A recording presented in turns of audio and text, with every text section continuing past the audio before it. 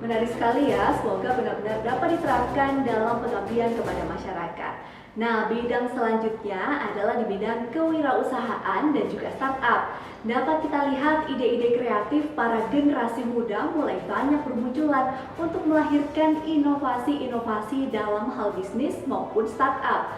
Contohnya, sudah banyak bermunculan berbagai bisnis baru yang unik dan juga kreatif yang mampu menghasilkan omset hingga miliaran rupiah. Tidak sedikit di antaranya justru dimotori oleh para generasi muda. Terlebih lagi, kemajuan teknologi semakin berkembang pesat sehingga dapat mendukung pengembangan bisnis startupnya. Jenis startup yang dikembangkan juga beragam, mulai dari barang dan jasa, sistem pembayaran, dan juga hal-hal lainnya.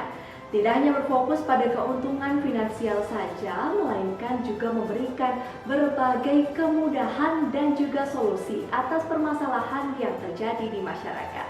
Dan sinilah kita perlu lebih jeli untuk memfasilitasi jiwa-jiwa entrepreneurship ini.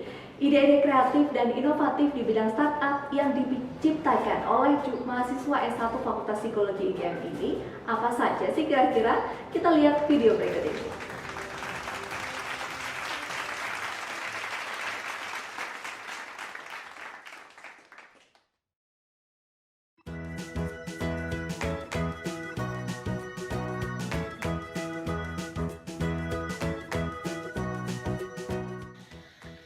Kids Studio merupakan startup yang bergerak di bidang pendidikan, secara khusus pendidikan karakter anak usia dini. Lahir dari keprihatinan atas perkembangan zaman yang mengakibatkan penurunan karakter baik pada anak-anak. Kami percaya dengan adanya pendidikan karakter sejak dini akan mampu membekali anak-anak untuk dapat tumbuh kembang dengan baik di lingkungan yang semakin maju. Saat ini, Kids Studio beranggotakan 5 orang dengan beragam latar belakang berbeda, namun sesuai dengan keahliannya masing-masing. Saat ini, kami dibimbing oleh Ibu Kurnia Yohana Yulianti yang dapat membuat Kids Studio semakin maju.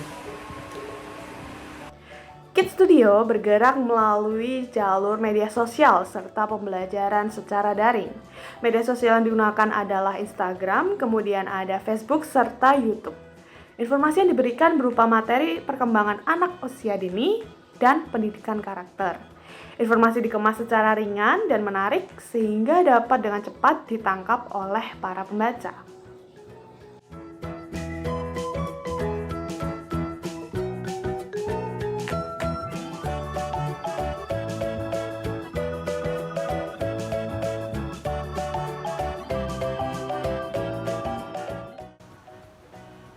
Metode lain yang dilakukan adalah pembelajaran secara daring. Sejauh ini, Kids Studio telah 3 kali melaksanakan webinar yang diikuti oleh peserta yang berasal dari berbagai penjuru di Indonesia. Kegiatan webinar Kids Studio memiliki topik dan pembicara yang menarik. Kids Studio akan selalu melakukan evaluasi untuk kegiatan yang lebih baik dan lebih berkualitas ke depannya.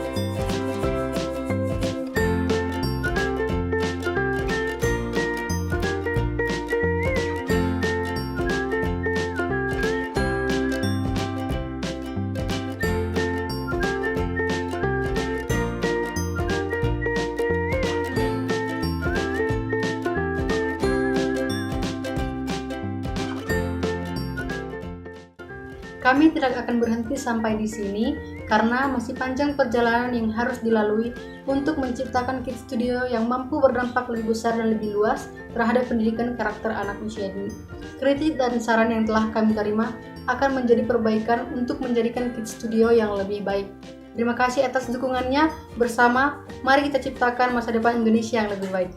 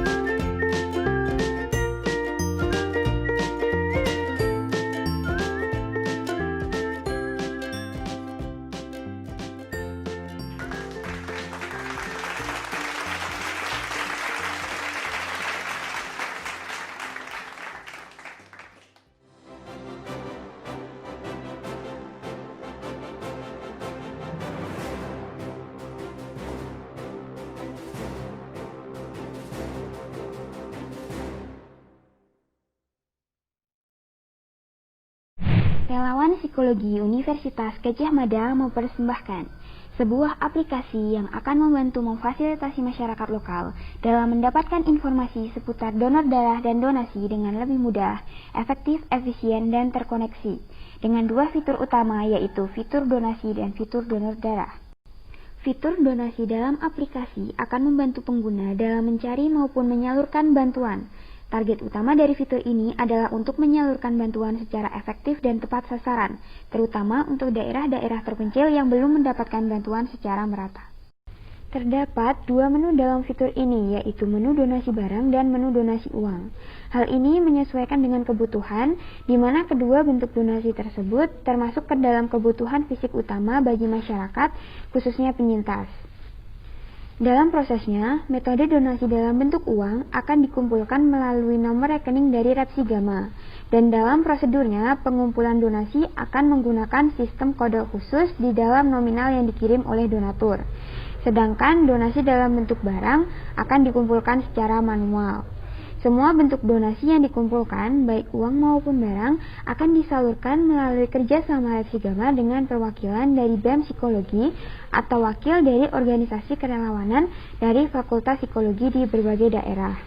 Dalam tampilan menunya sendiri, donasi uang akan menampilkan 4 hal, yaitu judul dari kegiatan donasi, target donasi uang yang ingin dicapai, tenggat waktu untuk berdonasi, dan deskripsi dari kegiatan donasi itu sendiri, seperti tujuan dan lain sebagainya.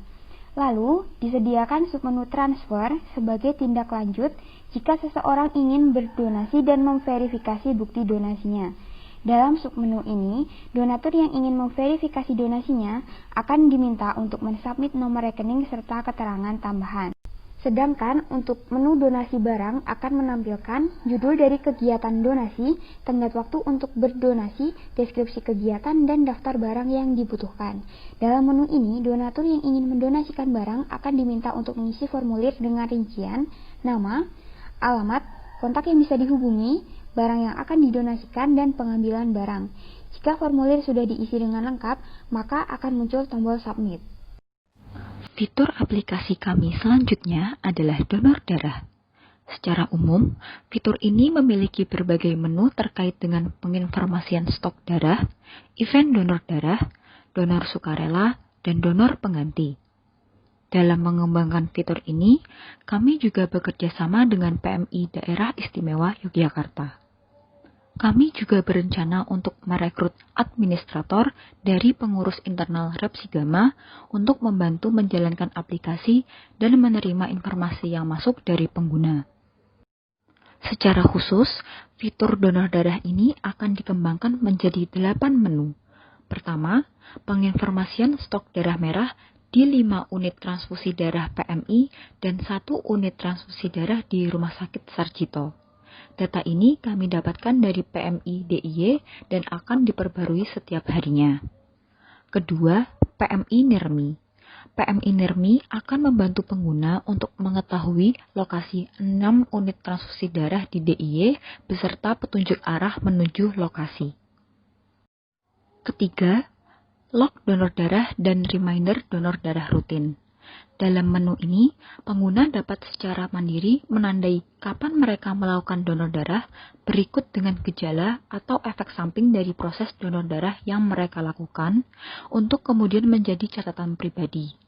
Dalam log donor darah ini, selanjutnya akan menjadi basis pengiriman notifikasi pengingat bagi pengguna untuk melakukan donor darah kembali setiap 3 bulan sekali. Menu papan informasi kebutuhan donor pengganti memungkinkan keluarga pasien yang membutuhkan donor pengganti segera. Menu ini akan membantu mereka dengan cara mengunggah informasi kebutuhan donor pengganti tersebut ke laman utama. Kelima, aplikasi ini juga akan memiliki timeline atau halaman utama event donor darah, di mana akan dihimpun berbagai informasi seputar penyelenggaraan event donor darah, maupun mengunggah artikel terkait donor darah seperti cara mengatasi efek samping setelah melakukan donor darah. Pengguna fitur donor darah ini juga dapat menyebarkan informasi maupun unggahan yang ada di dalam aplikasi ke media sosial mereka yang lain, seperti Instagram, Twitter, Line, dan Facebook. Selain itu, pengguna juga akan mendapatkan notifikasi terkait aktivitas dalam fitur ini, seperti adanya unggahan event donor darah terbaru, progres pengajuan informasi donor pengganti oleh administrator, hingga reminder donor darah rutin. Untuk menikmati semua menu dalam fitur donor darah tersebut, calon pengguna wajib melakukan registrasi dengan cara mengisi identitas dan melakukan verifikasi akun. Aplikasi Repsigama ini akan terus dikembangkan dan dilakukan evaluasi secara berkala.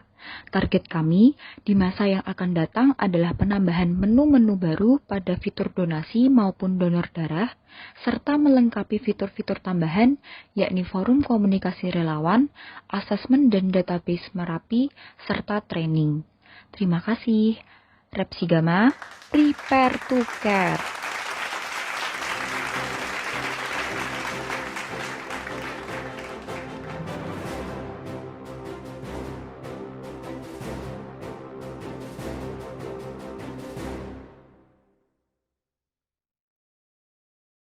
Halo Bapak Ibu sekalian dan juga teman-teman, perkenalkan kami dari tim Sirkadian, yaitu aplikasi pengingat dan tracker ritme sirkadian.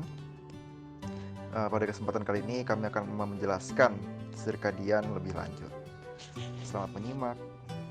Kemudian untuk anggota kelompok kami ada Bagus Darmawan Pranadipta atau Bagus. Selanjutnya ada Bintang Putra Pradana atau Bintang sebagai ketua kelompok kami. Dan yang terakhir ada Rahadian dan Diaswara atau Adi. Dan untuk dosen pembimbing kami didampingi oleh Acintia Ratna Priwati atau Mbak Acin. Di presentasi kali ini kami akan menjelaskan 4 bagian, yaitu latar belakang, tujuan, tampilan aplikasi, dan juga fitur-fiturnya. Untuk latar belakangnya, Sirkadian ini, aplikasi ini tidak hanya untuk mengawasi atau mengingatkan ritme sirkadian seorang manusia, tetapi juga untuk membantu manusia dalam menghadapi jet lag. Karena kan biasanya kalau berpergian kita kan seringkali apalagi kalau berpindah zona waktu itu kan biasanya mengalami jet lag, dan ya jet lag itu sendiri akan memengaruhi ritme sirkadian. Apalagi kalau perbedaan zona waktunya sangat ekstrim. Nah, untuk prevalensinya itu studi menunjukkan 500 subjek yang berpergian menunjukkan prevalensi tinggi terhadap jet lag, dan 78% mengalami gejala gangguan tidur, 49% kelelahan di siang hari, 26% mengalami gangguan fungsi mental, 20% gastrointestinal, dan 18% mengalami iritabilitas. Nah, selanjutnya untuk fungsi utama, yang pertama adalah meminimalisir phase advance dan phase delay pada seseorang yang mengalami jet lag. Kemudian yang kedua, membantu menjaga pola tidur seseorang. Dan yang ketiga, reminder atau pengingat nutrisi yang diperlukan untuk kembali fit lagi pasca jet lag. Dan yang terakhir adalah reminder waktu yang baik untuk berolahraga. Berikut adalah tampilan aplikasi Android kami. untuk homepage-nya. Dan di situ akan ada fitur-fitur seperti Circlock, Worldpedia, Nutrition, Plan Your Travel, dan Time to Exercise. Untuk Circlock ini lebih ke arah catatan waktu tentang atau catatan riwayat ritme sirkadian seseorang. Kemudian untuk Worldpedia ini untuk checking up kira-kira perbedaan time zone-nya berapa sih, dan kayak kira-kira untuk perbedaan suhu itu berapa untuk ketika kita mau berpergian.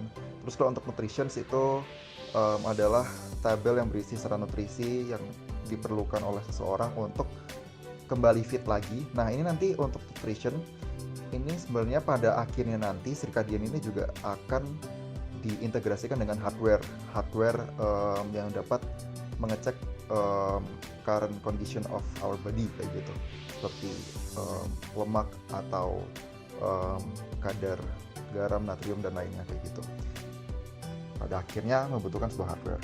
Kemudian kalau untuk Plan Your Travel ini adalah fitur untuk menyiapkan adaptasi atau minimalisir efek jet lag. Jadi kayak misal ingin berpergian jauh, itu udah di set dulu tanggalnya kapan berangkat, dan nanti akan diberikan saran-saran untuk adaptasi seperti kayak ini harus latihan tidur mulai jam berapa sampai jam berapa, mulai adaptasi untuk makanannya, nutrisinya yang bisa membantu tubuh untuk menyesuaikan dengan kondisi lingkungan di negara tujuan. Kemudian ada time to exercise, ya ini waktu yang fitur untuk mengingatkan kira-kira kapan sih waktu yang ideal untuk berolahraga gitu.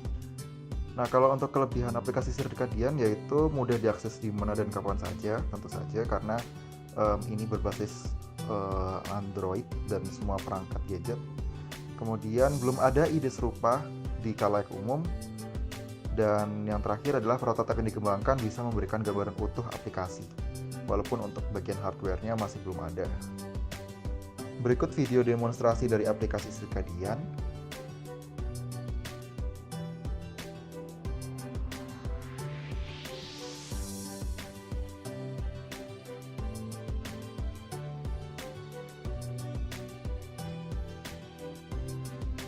Terima kasih Bapak dan Ibu dan teman-teman sekalian atas perhatiannya. Assalamualaikum warahmatullahi wabarakatuh.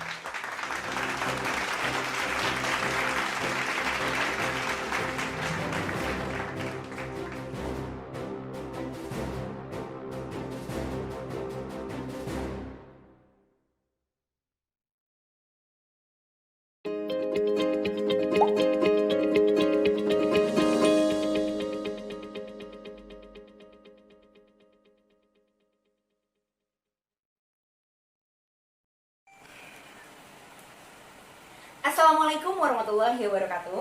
Halo Bapak, Ibu, dan teman-teman semuanya. Perkenalkan, nama saya Renesa Balkis, mahasiswi Fakultas Psikologi Universitas Gadjah Mada. Saya perwakilan dari tim Rumansa. Rumansa adalah layanan edukasi dan konsultasi relasi cinta di Indonesia. Latar belakang kami adalah kami melihat bahwa di Indonesia saat ini setiap hari dan dalam 1 jam ada kasus perceraian hingga 40 kasus. Bahkan setiap 10 tahun terakhir jumlahnya selalu meningkat, dan di tahun 2018 dan 2019 kurang lebih ada 485.000 kasus perceraian. Dan kenyataannya juga millennials Indonesia banyak sekali yang memiliki kualitas hubungan yang tidak sehat, yang memang akhirnya berpengaruh pada aktualisasi diri untuk bisa mencapai maksimal di kehidupannya. Oleh karena itu, Rumansa saat ini memiliki 3 layanan. Yang pertama, ada webinar dan juga talk show yang akan diisi oleh orang yang berpengalaman untuk melangsungkan cinta yang sehat ataupun juga yang memang belajar di bidang relationship. Yang kedua, ada kelas Rumansa. Kelas Rumansa ini terdiri dari counseling group yang memang kelasnya akan berisi grup, ataupun juga kelas private yang nantinya teman-teman juga bisa berkonseling langsung dengan psikolog mengenai hubungan yang dimilikinya. Dan yang terakhir ada juga kelas pranikah, dan akan ada kelas-kelas berikutnya yang akan masuk ke dalam kelas Rumansa. Dan yang terakhir, layanan kita adalah coaching. Coaching ini bekerja sama dengan coach tersertifikasi internasional atau ICF yang difokuskan untuk teman-teman yang sudah menikah dan ingin menjaga, meningkatkan, ataupun mencegah dari adanya pertengkaran berkepanjangan hingga nantinya mencegah dari adanya perceraian. Nah, itu dia 3 layanan dari Romansa. Terima kasih banyak untuk teman-teman semuanya dan juga Bapak dan Ibu.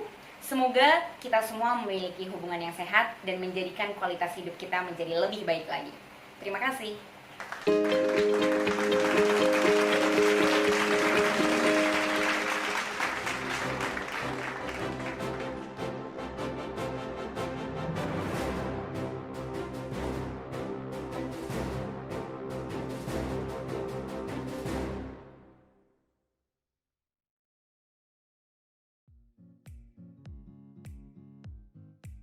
TPA adalah lembaga pendidikan nonformal keagamaan yang hadir di tengah-tengah masyarakat Indonesia yang mayoritas penduduknya beragama Islam. TPA berperan dalam pembentukan dan pengembangan karakter anak melalui internalisasi nilai-nilai agama. Keberadaan TPA diperkuat dengan adanya Peraturan Pemerintah Nomor 55 Tahun 2007 tentang Pendidikan Agama dan Keagamaan, yang berfungsi membentuk manusia Indonesia yang beriman dan bertakwa kepada Tuhan Yang Maha Esa serta berakhlak mulia, dan mampu menjaga kedamaian dan kerukunan hubungan inter dan antar umat beragama. TPA sampai sekarang masih terus berkembang, dan di Provinsi Yogyakarta sendiri telah ada 4.860 lembaga TPA pada tahun 2019 yang tersebar di setiap kabupaten dan kota. Dalam praktiknya, masih terdapat beberapa hambatan seperti kurangnya variasi metode pembelajaran, anak yang sulit diatur, keterbatasan fasilitator atau pengajar, dan kurangnya dukungan orang tua. Oleh karena itu, startup TPA Ceria hadir menawarkan solusi dengan mempromosikan pendekatan psikologis melalui inovasi-inovasi pembelajaran untuk menyelesaikan permasalahan tersebut. Inovasi yang dilakukan memperhatikan berbagai aspek perkembangan anak seperti kognitif, motorik, dan sosio-emosional. Sehingga proses penanaman nilai dan pembelajaran TPA diharapkan mampu lebih optimal dalam membangun anak-anak bangsa yang beriman, tangguh, dan berkarakter kuat. Startup TPA Ceria menggunakan platform Instagram dalam menjalankan berbagai programnya. Yuk teman-teman, mampir ke akun @tpa_ceria. Beberapa program dari startup TPA Ceria yaitu, yang pertama ada All About TPA. All About TPA adalah kumpulan konten yang dibawakan secara ringan dan mudah dipahami dengan tujuan untuk mempromosikan program dan inovasi pembelajaran TPA. Pengisi konten nantinya akan dibuka bagi siapapun yang berminat, sehingga melalui startup ini, para aktivis TPA mampu saling bertukar dan mendapat referensi mengenai program dan inovasi pembelajaran yang dapat diterapkan di TPA masing-masing. Beberapa contoh kontennya seperti ada program kartu perasaan, literasi, kemudian ada kisah-kisah Islami bagi anak yang mengandung moral value, lalu ada beberapa quote tokoh seperti quote Ki Hajar Dewantara, dan juga ada fun fact seputar TPA. Yang kedua yaitu Open Class Pengajar, program yang diadakan untuk meningkatkan wawasan dan skill aktivis TPA guna meningkatkan kualitas pembelajaran TPA. Contoh Open Class yang sudah terlaksana adalah webinar Bincang Ceria volume 1 dengan tema Menyelami Dunia Anak Melalui Dongeng oleh Kak Awam Prakoso. Berikutnya, nantinya TPA Ceria akan menjalankan program Open Volunteer TPA, yaitu program pembukaan relawan dan penghimpunan informasi TPA di berbagai daerah. Tujuannya adalah mengumpulkan database volunteer guna mengembangkan TPA di berbagai daerah dan mempertemukan relawan dengan lokasi TPA untuk menjalankan program dan mengabdi pada TPA di daerahnya. Program terakhir adalah TPA Model yang diharapkan dapat menjadi contoh bagi TPA-TPA di seluruh Indonesia untuk dapat menerapkan metode pembelajaran, kurikulum, dan sebagainya. Harapannya, startup dapat menyusun modul terstandar TPA yang memperhatikan berbagai aspek. TPA Ceria memiliki arah untuk bekerja sama dengan Badan Koordinasi TPA DIY untuk menyusun modul TPA baik secara konseptual maupun praktikal. Wah, semakin kenal kan sama TPA Ceria? Teman-teman jangan takut dan ragu untuk memberikan manfaat bagi sekitar. Mari bertumbuh dan menjadi ladang bertumbuhnya insan-insan mulia lainnya. Salam ceria!